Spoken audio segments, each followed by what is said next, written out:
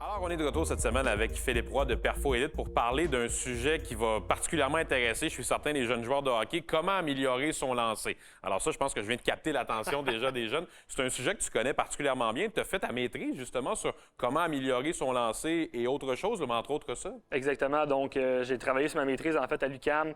Le dossier, c'était exactement comment l'impact de la force de préhension avait sur tout ce qui est puissance et précision du lancer sur glace. Et parle-moi un peu des éducatifs qu'on va voir cette semaine.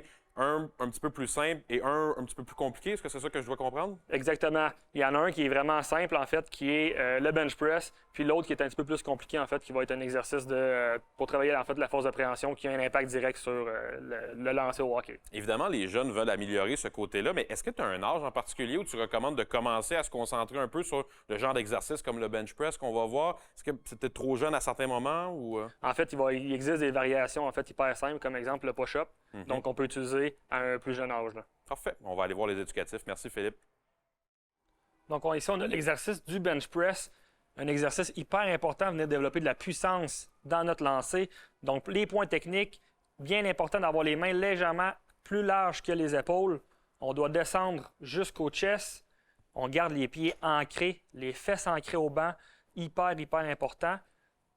Un des trucs que plusieurs vont négliger dans le bench press, c'est d'avoir un tempo qui est lent en descendant et un explosif en montant. C'est un des paramètres qui va être hyper important pour que l'exercice soit efficace lors de votre lancer.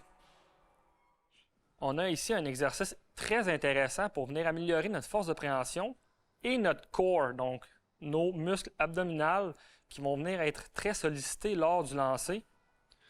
Ce qu'on vient faire, c'est qu'on vient chercher des poids qui sont relativement lourds, qui nous permettent de venir travailler notre force de préhension. Ce qu'on fait, c'est des légers pas vers l'avant en marchant. On garde notre core, donc nos muscles abdominaux très engagés, notre tronc droit, les épaules droites, et on maintient cette position-là en marchant sur une certaine distance donnée. Philippe, on vient de voir certains éducatifs pour améliorer justement le lancer. Parle-moi un peu de ce mouvement-là, le lancer au hockey. Quand on le compare à certains autres sports, ça reste quand même un mouvement qui est assez spécial, qui est assez saccadé. Il y a plusieurs choses qu'il faut garder en tête pour justement rester en santé et pouvoir effectuer des lancers pendant des années au hockey. Exactement. C'est souvent aussi un mouvement qu'on fait principalement du temps en déséquilibre. Les joueurs vont souvent être sur une seule jambe.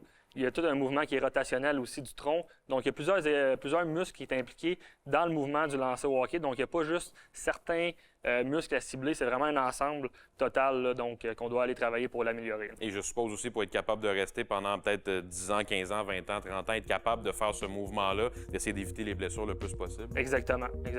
Merci beaucoup, Philippe. Ça fait plaisir.